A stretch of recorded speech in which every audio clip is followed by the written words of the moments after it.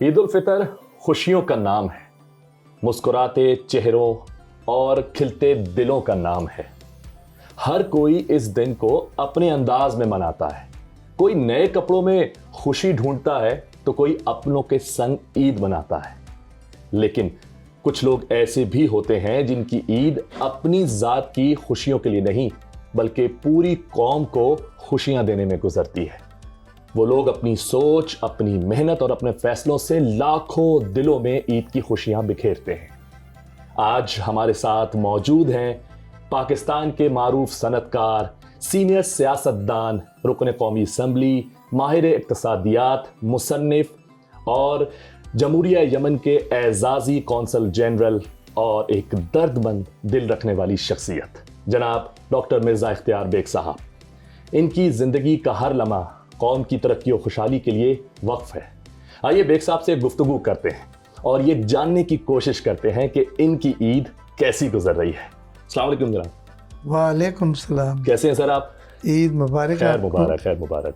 कैसे हैं? ठीक है, अल्लाह का बहुत करम। सर ये बताएं कि रोजे कैसे गुजरे माशाल्लाह से? ये रोज़े हम पिछले 30-40 सालों से रखते आ रहे हैं, तो हमारे पास ये नहीं होता कि कितने हुए और कैसे हुए। हमने तो पूरे रोज़े रखे माशाल्लाह और रखे जाते हैं और पूरे वक्तों की नमाजें, क्योंकि रमज़ान का महीना है कि हर आदमी ये कोशिश करता है इसके रहमतें बरकतें ज़्यादा से ज़्यादा हासिल कर ले। बेशक। और मुख्तलिफ़ तरीक़ों से, जैसे आपने कहा, उसमें कोशिश भी करता है। तो हमारे यहाँ भी यही है कि एक तो 10 रोज़ा तरावी होती है हमारे घर में लॉन में, माशाल्लाह। उसमें मोहल्ले के लोग, हमारे स्टाफ सब होते हैं और वो 10 दिन में फिर ख़त्म कुरान होता है, दुआ होती है। तो रोज़े, उसके अफ्तार इज्तिमाई, फिर तराबियाँ, और फिर हम उम्रे पे जाते हैं। इस बार जिस दिन मैं उम्रे पे जा रहा था तो एयर स्पेस क्लोज हो गई थी यूएई की हालात की वजह से। बिल्कुल। तो अब ईद के बाद जाएंगे इंशाल्लाह सर। तो इंशाल्लाह। पर रमज़ान का ऐसा महीना है, जैसे कल चंद दिन पहले लैलतुल क़द्र थी, जी। सरातुल तस्बीह जो की पढ़ाई जाती है, तो हम मुबारक मस्जिद गए हुए थे कि अल्लाह ताला ने दोबारा एक साल हमें ज़िंदगी दी कि हम इबादत कर सकें और ये 1000 रातों के बराबर रात जो है उसका सवाब हासिल कर सकें। तो वो लोग बड़े खुश नसीब हैं जो अपने वालिदैन के साथ हयात हैं। बेशक। और दुनिया की सरगर्मियों में उन्हें यह एहसास है कि ईद की खुशियाँ बिल्कुल मनाएं, लेकिन अपने साथ उन लोगों को भी जो लेस फॉर्चुनेट हैं, अंडर प्रिविलेज हैं, उनको भी याद रखें। और उन लोगों को जिन्होंने वतन अजीज़ की हिफाजत करते हुए जामे शहादत नोट्स, उन लोगों को, कैप्टन, मेजर, कर्नल, जी हमारे कौम के बच्चे फौजी हैं। आज मैंने ख़ास तौर से अपने बच्चों को किया था, हमारे मोहल्ले में कुछ लोग रहते हैं जहाँ जिनके बच्चों को शहादत का रुतबा मिला। तो हमने कहा कि वहाँ हमने जाना है साथ और गले लग के उनके आंखों में आंखें डाल के ये कहना है कि इस खुशी के मौके पे आप अकेले नहीं, वाह, पूरी कौम आपके बहुत अच्छा मैसेज है सर, ज़बरदस्त, बहुत अच्छी बात है सर। इतनी सारी चीज़ें हैं, एक बड़ी मसरूफ़ शख्सियत हैं आप, जिस तरह आप जिक्र भी कर रहे हैं कि रमज़ान भी माशाल्लाह जिस तरह आपने अपनी बातों में बताया काफ़ी आपका मसरूफ़ गुजरा और एक रमज़ान की रौनकों में आप रहे, उसमें शामिल रहे। अब ईद का ज़ाहिर त्यौहार है, इतने मसरूफ़ वक्त में से ईद के लिए स्पेशल मैं बात करूँगा कि अपने फैमिली के लिए ईद वाले दिन कैसे टाइम निकलता है, क्योंकि इतनी आप देखिए ईद का दिन पूरा फैमिली के लिए नहीं होता। ओके। और हमारा एक सेट फॉर्मेट है, ठीक है, जैसे फौजियों का होता है रेजिमेंटेड, ऐसे ही हमारा एक सेट फॉर्मेट है। मैं और मेरे भाई इश्तियाक बेग, हम सुबह पोलो ग्राउंड में, जिसे बाग जिना कहते हैं कराची में, वहाँ ईद की नमाज़ पढ़ते हैं और ये पिछले 25-30 साल से हम वहीं जाते हैं। वहाँ तमाम कौंसल जनरल आए हुए होते हैं, उन ममालिक के झंडे लगे हुए होते हैं। हम जिन मुल्कों को रिप्रेजेंट कर रहे हैं, जैसे मैं यमन को कर रहा हूँ, मेरा भाई मोरक्को को कर रहा है, मेरा बेटा पोलैंड, उनके भी झंडे वहाँ पे लगे हुए होते हैं। तो उसके बाद वहीं पर ईद मिल के हम सीधा कब्रिस्तान चले जाते हैं, वालिद और वालदा के क़ब्रों पे फातिहा पढ़ के, रिश्तेदारों को फातिहा पढ़ के फिर जब हम वापस आते हैं तो कोई 11 बजे के करीब हम जाते हैं गवर्नर हाउस में, जहाँ तमाम कौंसल जनरल कॉलोन विज़िट करते हैं। एक ईद के मौके पे ईद मुबारकबाद कहने के लिए हाजिर होते हैं। तो उसमें मैं डीन हूँ, ऑनरी कौंसल जनरल का। डीन एक तरह का सदर होता है, तो वो जिम्मेदारी होती है, केक वेक लेके वहाँ जाना होता है। आप जिस मुल्क की नुमाइंदगी कर रहे हैं तो फिर उस मुल्क की नुमाइंदगी में कोई झोल नहीं होना चाहिए। नहीं हो सकता, ठीक है। तो बाकी तो हम दिल से जो नुमाइंदगी है हमारी, वो तो पाकिस्तान है, वो तो सब सही बात। अब पहली तरजीह तो यही है, बिल्कुल। ठीक है। तो फिर वहाँ जाते हैं, उसके बाद फिर हम घर पे आते हैं, मीडिया आया हुआ होता है, उनसे मिलते हैं। फिर हम हल्के के लोग आए हुए होते हैं आफ्टरनून में, वो भी ज़रूरी है, उनको बहुत ज़रूरी है। और हल्के के लोगों के साथ साथ फिर तय हो जाता है कि जब हमने कल कहाँ जाना है, जहाँ फौतगियाँ हुई हैं, ठीक है, या जहाँ शादियाँ हैं वहाँ जाना है, ईद मिलन है, तो वो हल्के के लोगों का टाइम है।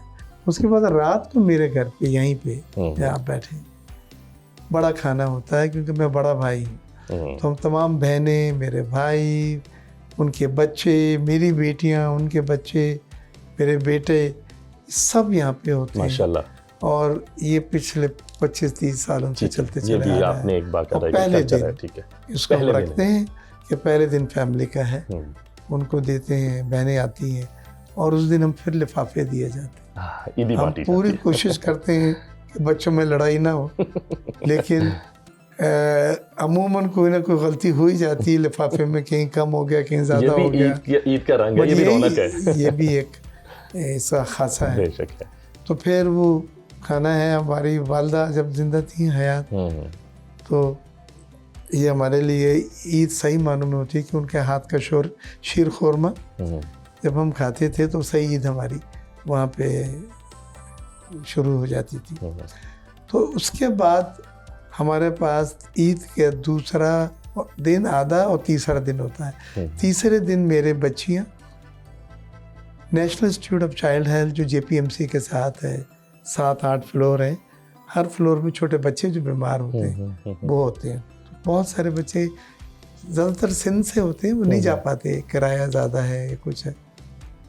तो मेरी बेटियां जाती हैं खिलौने लेके, जिसमें ईदी होती है, खिलौने होते हैं, मिठाई होती है, पैकेट बने। अब ये 400-500 पैकेट जो हैं तोहफे के ये बांटने हैं, लेकिन एक एक फ्लोर पे जाके आप एक एक बेड पे जाके उनको जब देते हैं और उनकी आंखों की चमक आप देखते हैं, सब मेहनत वसूल हो जाती है। सही कह रहे हैं, मैं समझ सकता हूँ, आप सही कह रहे हैं कि वो खुशी को देखकर, उस चमक को देखकर वाकई आपको लगता है कि आपकी ईद अब हो गई मुकम्मल। और वो वहाँ के जो पैरामेडिकल स्टाफ है, नर्सेज हैं, इंतज़ार करती हैं, जी आप आने वाले हैं, बच्चे इंतज़ार कर रहे हैं।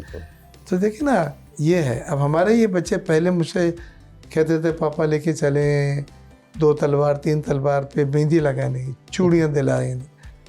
जब से उन्हें यहाँ जाना शुरू हुआ 5-6 सालों से, तो अब वो सब तोहफे के लिए ले आते हैं सामान, किट कैट, लॉलीपॉप, ये, और रात भर वो उसको पैक पार्सल करते हैं। तो 600, 500, 550, 700 भी कभी कभी पैकेट्स हो जाते हैं माशाल्लाह, जो जिसका नसीब है, ठीक है, ऐसे ही बन जाता है। तो ये है हमारा सेट, बहुत खूबसूरत, बिल्कुल। और इसी में ही हम कोशिश करते हैं कि as a diplomats, as a consul general अपनी जिम्मेदारी दें डिप्लोमेटिक कम्युनिटी को। बिजनेस कम्युनिटी का मैं लीडर हूँ, फेडरेशन का सदर, नायब सीनियर नायब सदर, तो चैम्बर वगैरह, वो लोग सब बिजनेस कम्युनिटी आपकी जिम्मेदारी है। और मैं कौमी असम्बली में भी उनके तमाम इशूज़ जो मैं टेक अप करता हूँ, वो भी है। और फिर पॉलिटिशियन है, आप कौमी असम्बली है, ये पार्लियामेंटेरियन होना आपकी बहुत बड़ी जिम्मेदारी है, हल्के की जिम्मेदारी है। उनके मसाइल, हर रोज़ नए मसाइल का सामना होता है, और वो लेकर आते हैं मसाइल उम्मीद से। और अगर आपने उसमें कोई झूल दिखाया और उस तरह से इतनी तेज़ी के साथ वो मसाइल हल नहीं करके दिए उनको, तो उन्हें मायूसी होती है। तो वो हम अफोर्ड नहीं कर सकते।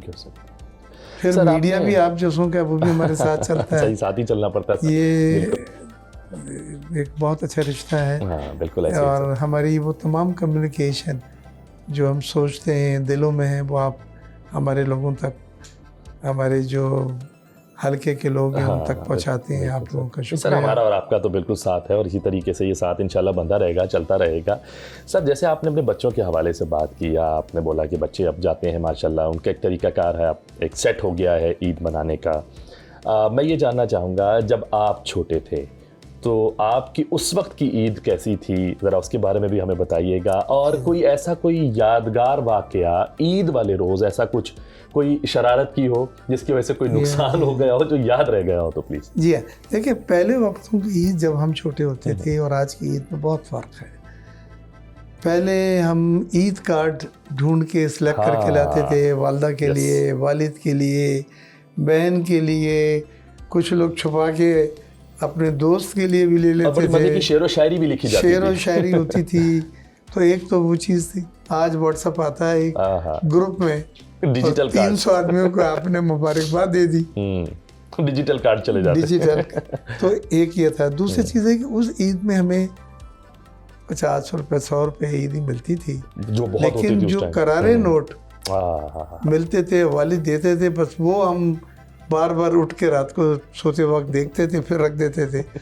और वो इतने हो जाते थे कि आपके खर्चे ही से ज़्यादा होते थे। तो हम वालदा को देते थे कि इसको आप अमानतन रख लें, हम आपसे लेंगे और इसकी अभी आप रख लें। तो वो रख लेते थे, जी महफूज है, और हमें पता कि वो महफूज होते थे। तो वो ईदी थी। फिर हम मोहल्ले में जाते थे, मोहल्ले की मस्जिदों में पूरे रमज़ान वालदा सहरी और अफ्तार भिजवाती थी। तो भाग भाग के जाना, उसकी एक अजान हो रही है, उससे पहले पहुंचना है। तो ये सब चीज़ें अक़दार थी, एक तरबियत थी और बड़ा अच्छा लगता था। तो दुनिया के साथ चलना है और दुनिया की ये जो तेज़ी है, ये तेज़ रफ्तारी है, इसको भी आपने अपनाना है। लेकिन साथ साथ इतने तेज़ ना दौड़ें कि अपनी अक़दार, अपनी मॉरल वैल्यूज़ को आप भूल जाएं। ग्रेट सर, अच्छी आपकी चीज़ें हमारे आपके जो माशरे का है, सोसाइटी का खासा है, उनको साथ लेके चलना है। आज इख्तियार बेग की अगर कोई चीज़ दूसरे से हमें मुनफरद करती है तो वो हमारी तालीमी बैकग्राउंड तो है ही है, बट वो हमारी मॉरल वैल्यूज़ हैं जो हमारी वालदा ने डांट डांट के मार मार के सिखाएंगे, और उससे आप एक कुंदन बने और आप इस चीज़ को एडमायर भी करते हैं और आपकी माशाल्लाह लफ्ज़ों में नज़र भी आ रहा है। सर, बहुत अच्छी गुफ्तगू जारी है आपसे, लेकिन एक ब्रेक का वक्त हुआ है। मैं चाहूँगा कि ब्रेक लेते हैं, फिर आते हैं और इंशाल्लाह और बहुत सारी बातें करेंगे। जी, ईद का मौका है, अच्छी गुफ्तगू हमारी जारी है डॉक्टर साहब से, और आप प्लीज़ कहीं जाइएगा मत। मिलते हैं इस ब्रेक के बाद और बहुत सारी बातें अभी बाकी हैं।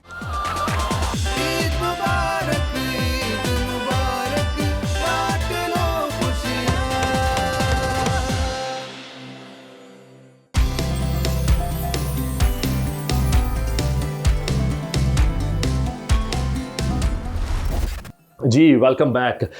बेग साहब, ये बताएं कि ईद के रोज़, जिस तरह आपने अपना पूरा टाइम टेबल बताया कि आप सुबह से लेकर रात तक क्या एक तरीका कार है ईद वाले दिन, तो मुझे ये बताएं कि जब सियासी शख्सियात से आपकी जाके मुलाकातें होती हैं ईद के रोज़, पहले दिन, दूसरे दिन, तीसरे दिन, तो किस तरह की मुलाकातें होती हैं स्पेसिफिकली ईद को लेकर? क्या चिट चैट रहती है, क्या फिर प्लान्स होते हैं, खाने शाने होते हैं, ज़रा उसके बारे में बताइए कुछ। देखिए, दो तरह की मुलाकातें हैं। एक तो ये सोशलाइजिंग जो होता है, आप विज़िट करते हैं डिनर पे, आप इनवाइटेड होते हैं तो उनके साथ खाना पीना, और जो आपने अपने हलके में कोई ख़ास काम कर रहे होते हैं वो शेयर करते हैं।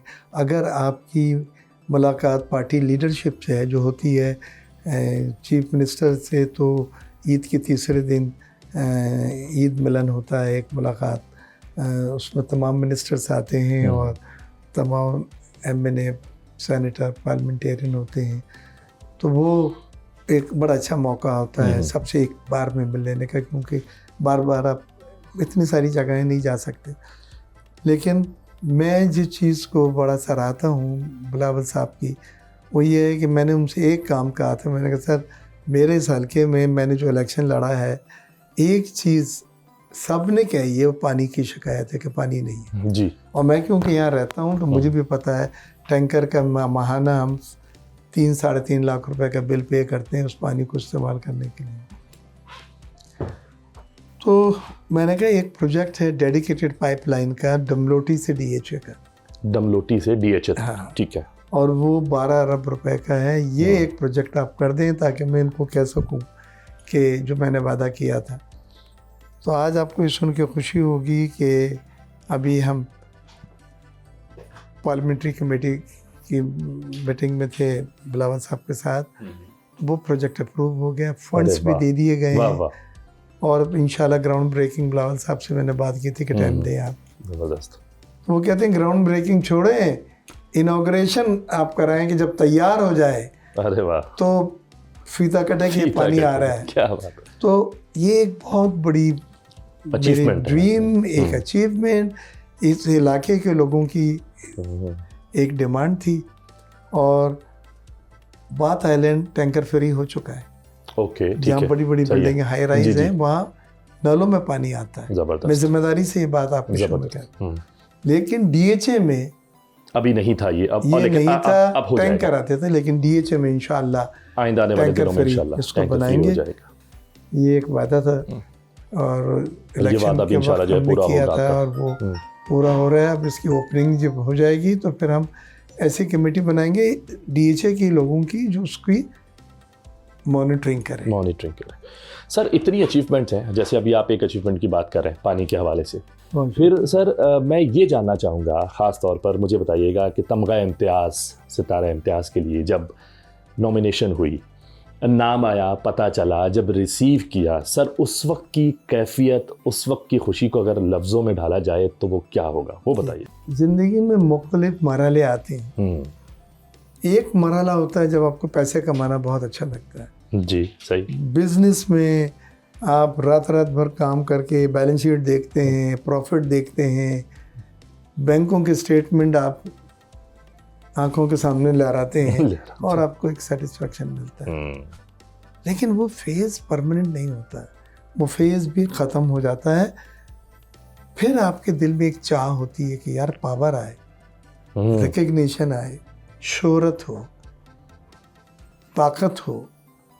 तो उसमें फिर अल्लाह ताला आपको मिनिस्टर बनाता है। मैं पहले एडवाइज़र था प्राइम मिनिस्टर का, अब भी पार्लियामेंट हूँ, स्टैंडिंग कमेटियाँ मिली हुई हैं। लोग आपने सुना जिस तरह से रिक्वेस्ट करते हैं चीज़ों की, और मैं कोशिश करता हूँ डिलीवर करूँ। लेकिन ये फेज़ भी ख़त्म हो गया। अब यकीन करें इसमें मुझे कोई चार्म, कोई एक्साइटमेंट नहीं नज़र आता। एक पार्ट ऑफ ड्यूटी। हाँ ठीक है, जब इस फेस में आए तो इसका भी चांद समझ आ गया और ख़त्म हो गया। सही। अब एक तीसरा फेस जो आया जो मुझे दिल और जान से अच्छा लगता है, और वो है आप सोशल वेलफेयर का काम करें। किसी को मोहताज कोई हो तो उसके लिए कुछ ऐसा काम कर दें जो उसकी ज़िंदगी बन जाए। तो ये वो फेस है जिसको आप कह सकते हैं कि परमानेंट रहेगा। ये परमानेंट रहेगा क्योंकि हमने एक चीज़ शुरू की है, make a wish foundation. Make a wish foundation, बिल्कुल। और उसमें वो बच्चे जिनको डॉक्टर जवाब दे देते हैं उनकी आखिरी ख्वाहिश पूरी करते हैं। अब आखिरी ख्वाहिश एक ने तो सलमान खान से मिलकर आना इंडिया में, देखे गए। किसी ने आर्मी चीफ से मिलना है, मुलाकात कराई। दुनिया में कोई WWE के रेसलर से मिलने थे, जॉन सेना से, वहाँ भी गए। इसलिए कि मेक ए विश फाउंडेशन एक इंटरनेशनल ऑर्गेनाइजेशन, इसकी पूरी दुनिया में ऑफिसेज हैं। और अगर अमेरिका में कोई कहता है मैं डोनाल्ड ट्रंप से मिल रहा हूँ तो मुझे जाने की जरूरत नहीं पड़ेगी अमेरिका। मैं मेक ए विश अमेरिका को लिख दूंगा, मेक ए विश अमेरिका को, कि भाई ये पाकिस्तान में हमारे एक कहा है, आप अरेंज करके दें। ओके।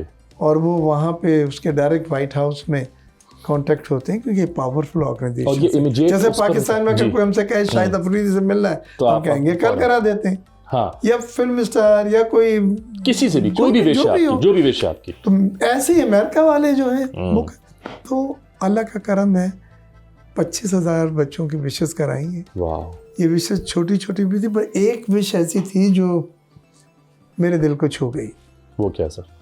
वो मेक ए विश के बोर्ड पे मैं था, हमने बच्चों से जब वो आते हैं वॉलंटियर तो उन्होंने कहा सर ये विश है, आप इसको खुद वो बतलाना चाहते हैं। मुझे जब बतलाया उन्होंने तो मैंने कहा बेटा क्या चाहिए। मैं समझा ज़्यादातर बच्चे गैजेट्स लेते हैं, गेम्स लेते हैं। उसने कहा मेरी वालदा प्लेट होती है, घुमाती हैं, मैं खा ही रहता हूँ तो मुझसे छीन के फिर मेरे दूसरे भाई और बहन को दे देती हैं। मेरा पेट भरता नहीं है। मुझे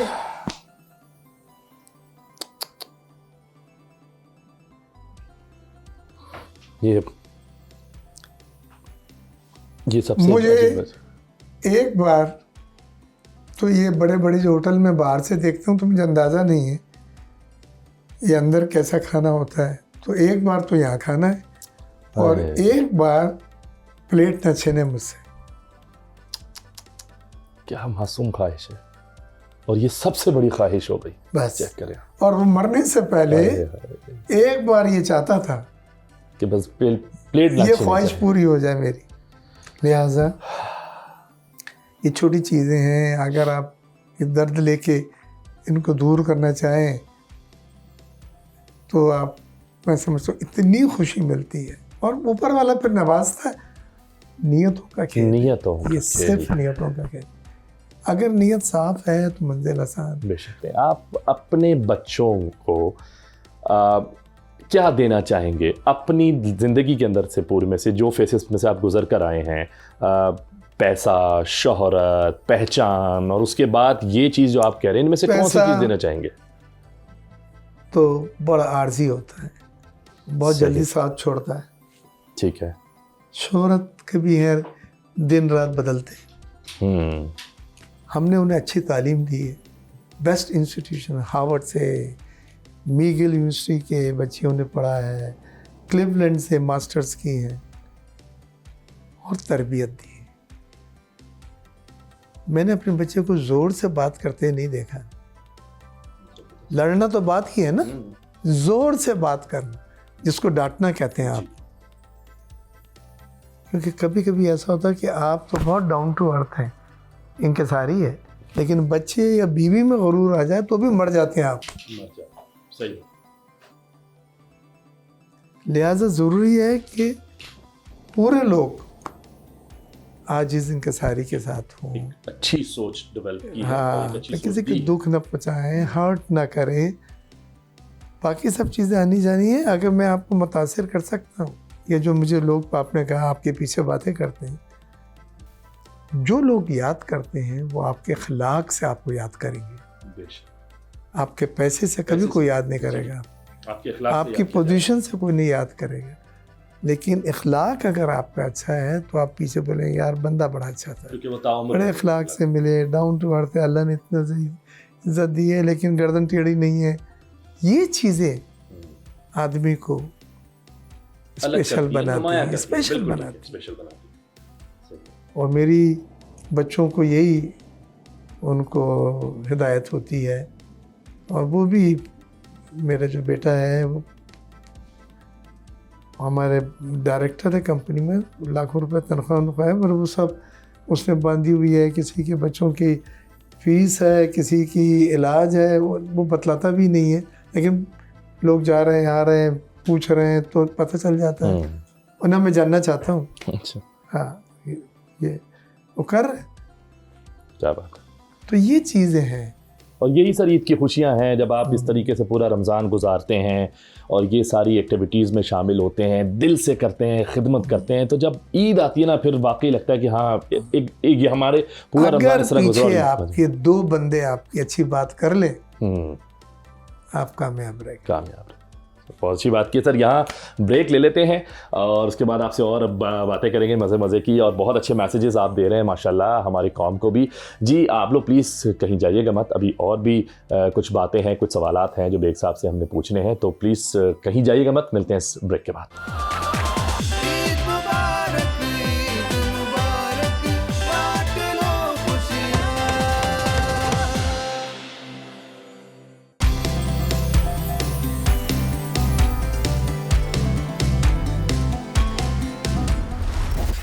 जी वेलकम बैक। बेग साहब, हॉबीज़ के बारे में ज़रा थोड़ा सा बताएं, लोग जानना चाहते हैं, मैं भी जानना चाहता हूं कि क्या हॉबीज़ रही हैं आपकी और अब क्या है। खेलों में मुझे टेबल टेनिस पसंद था। ठीक और है। मेरी बहनें भी टेबल टेनिस थी, वो सेंट जोसेफ की कैप्टन वगैरह थी, मैं डीजे साइंस कॉलेज का कैप्टन था। अच्छा, ज़बरदस्त। और हाल इंस्टीट्यूट एक जगह है, वहाँ पे हम खेलते थे, रेलवे का हाल इंस्टीट्यूट है, कैंट स्टेशन। और खाने पीने में मुझे शोरमे वाली देसी चीज़ें पसंद हैं। हाँ, देसी टाइप आलू में। गोश्त जैसे मुझे अच्छा लगता है बिल्कुल। तो घर का खाना ज़्यादा पसंद है या बाहर का भी? घर का हो, देसी खाने हो, देसी हो। म्यूज़िक में मुझे इंस्ट्रूमेंटल और गज़लों में राहत फ़तेह अली बहुत अच्छी चॉइस पसंद है, है जी। अच्छी चॉइस आतिफ है, वो है। पसंद है। हम्म। और एस्थेटिक सेंस है मेरा कि जो मैं पाइसेस हूँ तो खूबसूरती मेरी कमज़ोरी है। अच्छा। हाँ। अच्छा। तो पेंटिंग अच्छी हो तो मुझे बहुत अच्छी लगेगी। हाँ, फिर वो किसी भी चीज़ में अगर आपको खूबसूरती शायरी नजर आती है हो तो अच्छे शेर वाह वाह वाह वो अच्छे लगेंगे। एक ज़ौक़ है, ज़ौक़ है, बिल्कुल। ख़वातीन को मैं अपने वाइफ को कहता हूँ एक शलवार कमीज़ पहना और एक शॉल डाल दी है, अब वो शॉल बोल रही है, बेहतरीन किस्म की अच्छी सी शॉल है, बाकी सिंपल से कपड़े लेकिन एलिगेंट। सही ना सर? जिस तरह आपकी माशाल्लाह इंसानी खिदमत हर चीज़ में, हर काम में, हर उसमें नज़र आती है, सियासी साइड पे भी देख लें, अगर फलाही कामों में भी देख लें, आज के नौजवानों को ख़ास तौर पर आप क्या मैसेज देना चाहेंगे? क्योंकि बारहा देखा ये जा रहा है, कि देखा गया भी है कि बहुत कम हो गया है इस तरह। पुराने वक्तों में ज़्यादा चीज़ें थीं, लोग फलाही कामों में आगे भी आते थे। अब तो खैर NGOs वगैरह भी बहुत ज़्यादा बढ़ती जा रही हैं, लेकिन लोग आ नहीं रहे उस तरीके से आगे फलाही कामों में। क्या वजह हो सकती है और क्या मैसेज देना चाहेंगे आप? सर मेरे नौजवानों को एक मैसेज है कि शॉर्टकट पे बिलीव ना करें। अच्छी हमारे लोग कहते हैं रातों रात अमीर हो जाए, रातों रात पैसा आ जाए, रातों रात बड़ी गाड़ियाँ आ जाए, फिर उसके लिए जो शॉर्टकट अडॉप्ट होता है वो कभी कभी गलत जगह ले जाता है। आप हर चीज़ का फुल टाइम दें जो रिक्वायर्ड है। मईशत के हवाले से थोड़ी बहुत अगर मैं आपसे एक नॉलेज लेना चाहूँ, कुछ जानना चाहूँ, हालात आपके सामने हैं, पूरी दुनिया इस वक्त एक अजीब और गरीब दौर से गुज़र रही है, जंगी हालात हैं, पाकिस्तान भी पिस रहा है।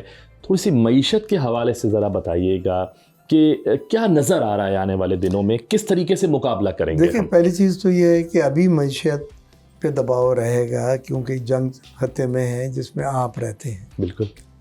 तेल की कीमतें बढ़ गई हैं, 70, 75, 78 डॉलर से 119 तक पहुंच गई थी, अब $100 पे आई हैं।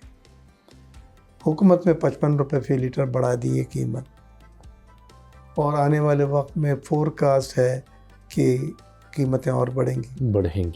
जब कीमतें बढ़ेंगी, एयरलाइन के टिकट बढ़ेंगे, किराए बढ़ेंगे, ये सब चीज़ें अब खर्चात तो देखे जाएंगे। ठीक है, और सब बढ़ जाएगा, महंगाई में इजाफा करेंगे। बिल्कुल होगा। उसके लिए एक तो हुकूमत ने ऑस्टेरिटी मेजर्स यानी किफ़ायतशारी की मुहिम चलाई है।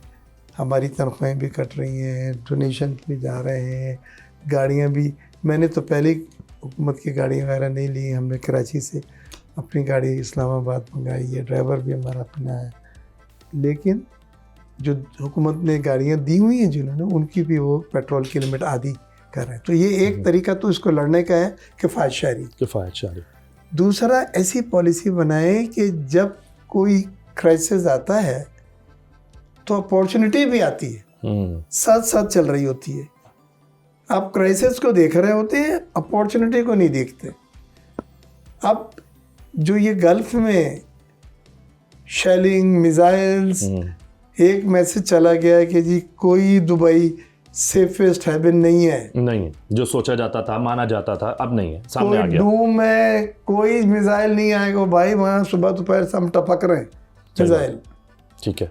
लिहाजा वो लोग जो अपना पैसा वहाँ लेके गए हैं, उनकी ये लहमी फिक्रिया है कि अपना मुल्क पाकिस्तान सेफ है। देखें, ईरान की ज़रूरत नहीं हुई हमें हमला करने की, और अगर अफगानिस्तान ने जो कुछ किया है वहाँ पे ठुकाई लगाई है। अभी मैं मशवरा दे रहा था, वन टाइम एमनेस्टी दे।